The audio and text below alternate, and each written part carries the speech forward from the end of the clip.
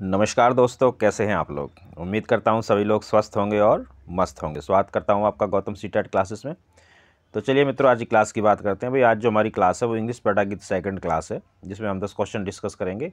और इसमें 10-10 क्वेश्चन ही डिस्कस करेंगे, क्योंकि थोड़ा सा इंग्लिश लैंग्वेज का ये भी रहता है कि ये फ़ॉरेन लैंग्वेज है, तो कई बार हमें समझ में भी नहीं आती। कुछ आपको समझ में नहीं आती, कुछ मुझे भी समझ में नहीं आती कई बार। भाई देखो, मैं कोई इंग्लिश का एक्सपर्ट नहीं हूँ, लेकिन मैं कोशिश करूँगा कि आपको उस तरह से पढ़ाऊँ जिस तरह से आपको समझ में आए। हालांकि ऐसा नहीं है, अब मैं हूँ तो क्योंकि टीचर, तो मैं भी टेढ़ा मेढ़ा मुंह बना के इंग्लिश को बोल सकता हूँ, मुझे कोई दिक्कत नहीं है।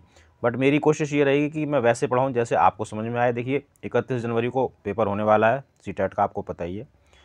तो आप इसमें भाई बहुत ज़्यादा मेहनत कीजिए, जितनी कर सकते हो उतनी मेहनत कीजिए, क्योंकि इसके बाद सीटेट कब होगा कुछ नहीं पता। कोरोना आपको पता है चल ही रहा है, कभी भी कुछ भी हो सकता है। और पॉजिटिव नेगेटिव से मैं कोशिश करूँगा कि आपको इंग्लिश की पैडा भी समझा दूँ। आपको तो पता ही है कि सबसे नया और आसान तरीका मैं आपके लिए लेके आया हूँ।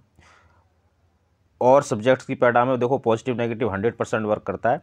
इंग्लिश में भी बहुत हद तक ये वर्क करेगा, लेकिन कुछ चीज़ों को हमें समझना पड़ेगा, क्योंकि इंग्लिश में क्या है कि लैंग्वेज को भी समझना पड़ता है, मीनिंग को भी समझना पड़ेगा। तो चलिए मित्रों, आज की क्लास स्टार्ट करते हैं।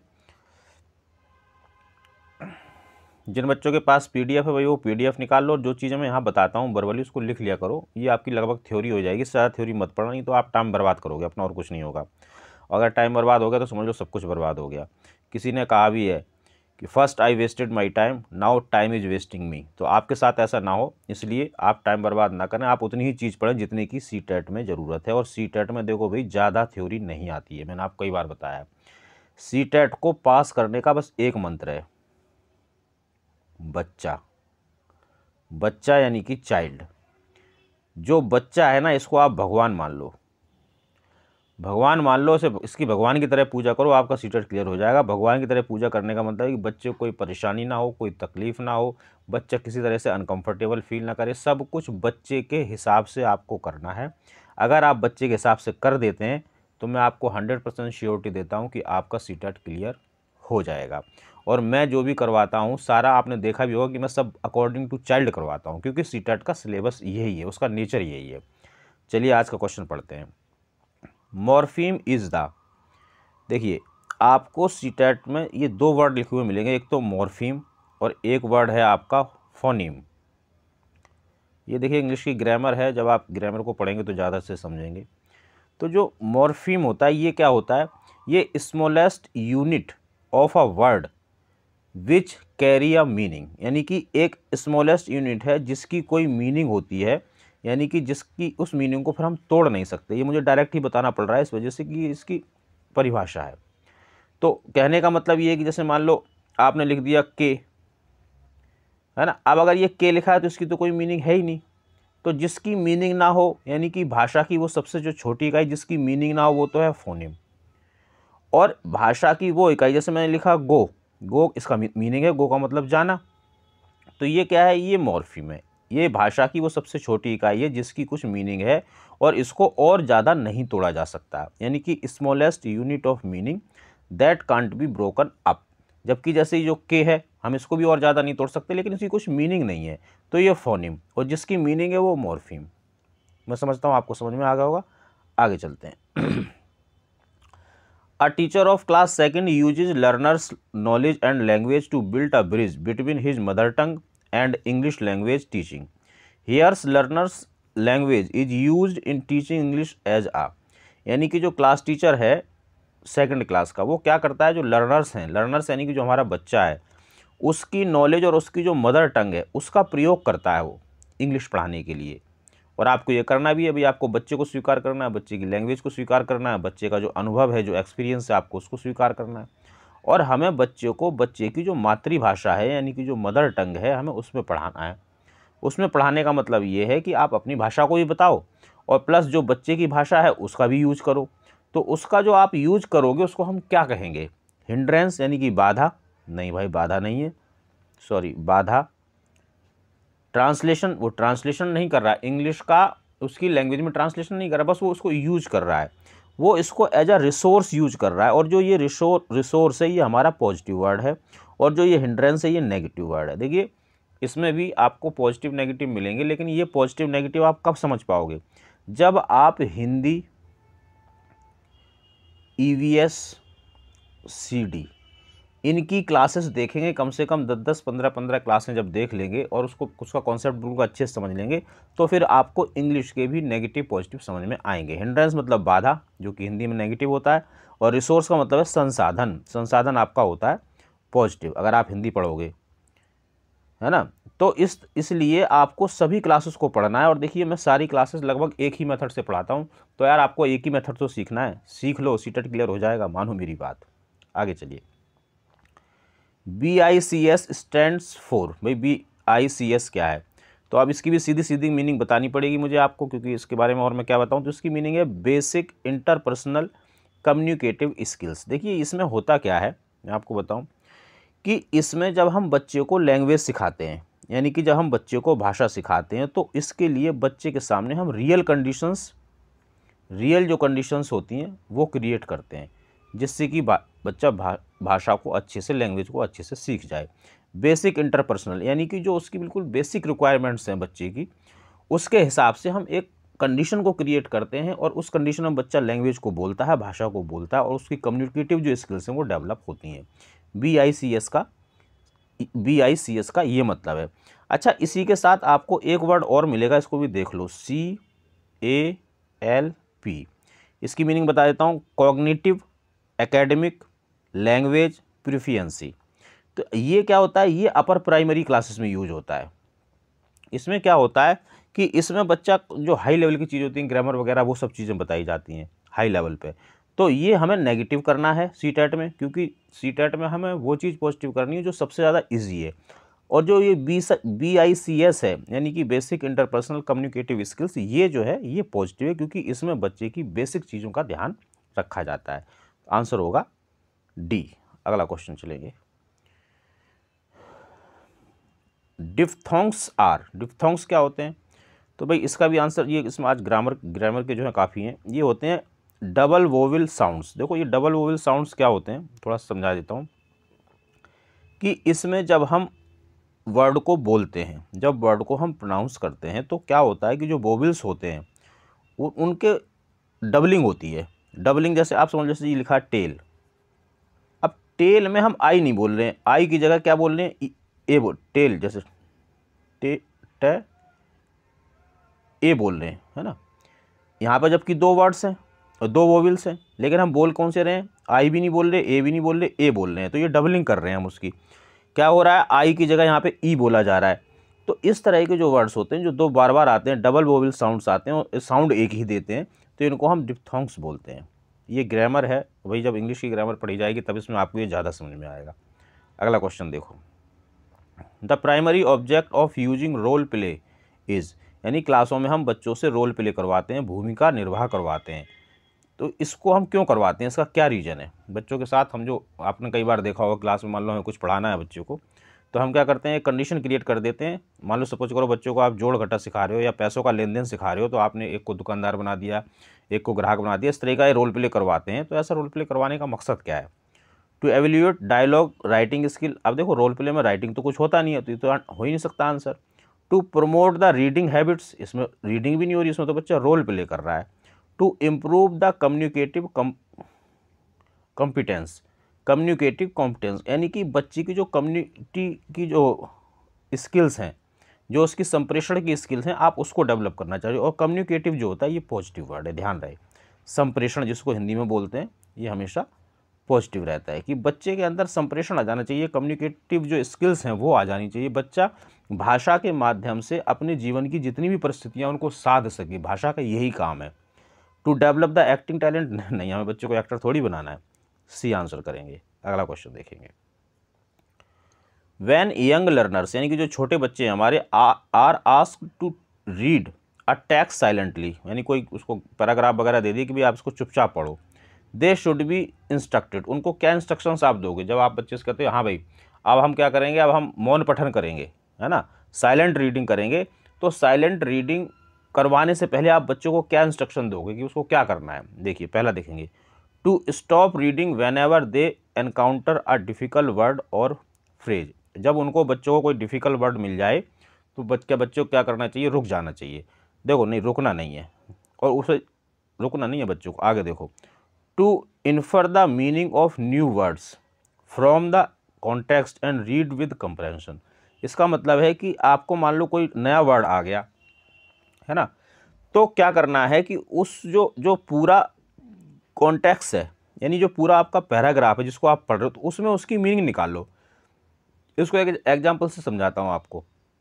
देखो कई बार होता है जैसे कि किसी ने हमसे कोई वर्ड पूछ लिया कि यार बियॉन्ड का मतलब क्या होता है, सपोज करो, अब आपको नहीं आता, तो आप पता क्या कहोगे, यार कोई सेंटेंस बता जिसमें बियॉन्ड आता हो तो मैं बता सकता हूँ। इसका मतलब क्या है कि कॉन्टेक्स्ट जो है, जो रीड जो आपको जो कंप्रहेंशन है, मतलब होल के रूप में उसको पढ़ो, पूरे के रूप में पढ़ो।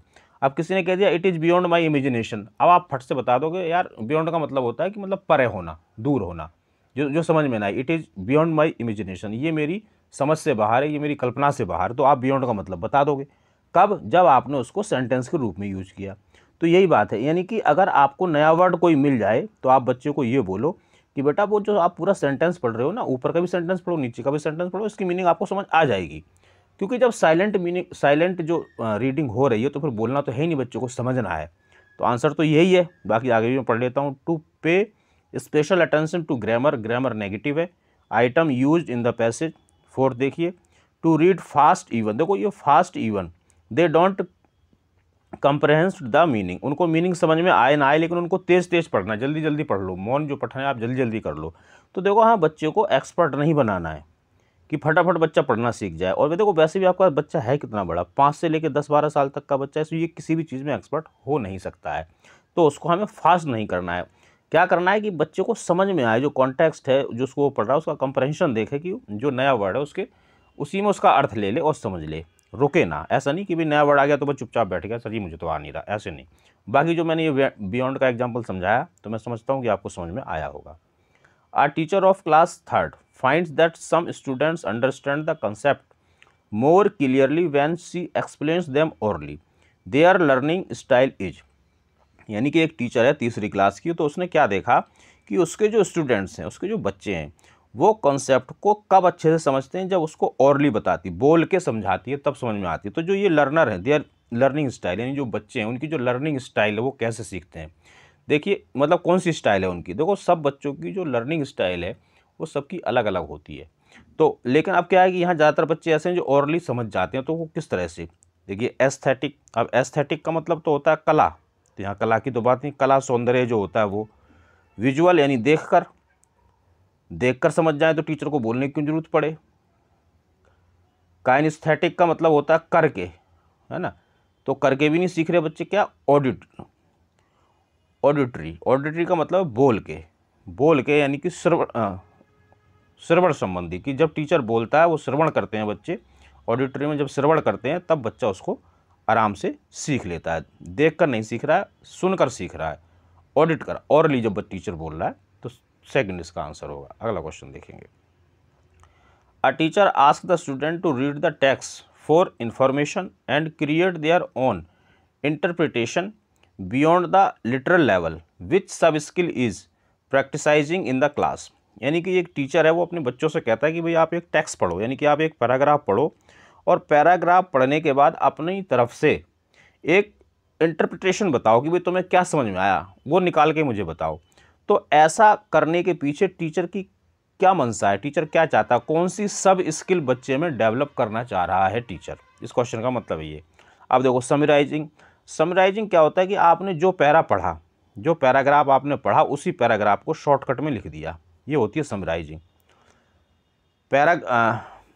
पैराफ्रेजिंग भी लगभग यही होती है जो मैंने आपको बताई।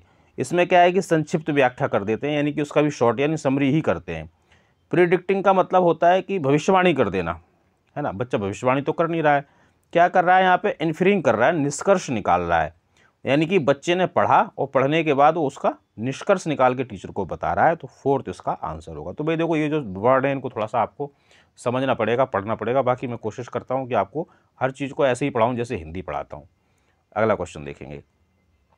Story telling and listening to the stories play an important role because storytelling and listening, यानी कि कहानी सुनाना और सुनना, to stories play an important role because stories, कि बहुत ज़्यादा महत्वपूर्ण भूमिका निभाता है। क्यों? क्योंकि स्टोरीज क्या करती हैं, वो ये पूछ रहा है। Help the teacher to maintain classroom discipline, discipline बिल्कुल नेगेटिव है, अनुशासन। Help to reach and learn new difficult words, difficult words ये भी नेगेटिव वर्ड है। भाई कहानी जो होती हैं, जो कविताएं होती हैं, जब हम उनको पढ़ते हैं तो हम उसमें नया शब्द नहीं ढूंढते हैं, हम क्या करते हैं, हम तो उसमें आनंद लेते हैं, मज़ा लेते हैं और पूरे के रूप में उसको देखते हैं। भाई कहानी पढ़ ली, मज़ा आया, हाँ सर मज़ा आया। लेकिन बच्चों को भी कई बार ये पता नहीं होता है कि कहानी पढ़ के उसने सीख क्या लिया।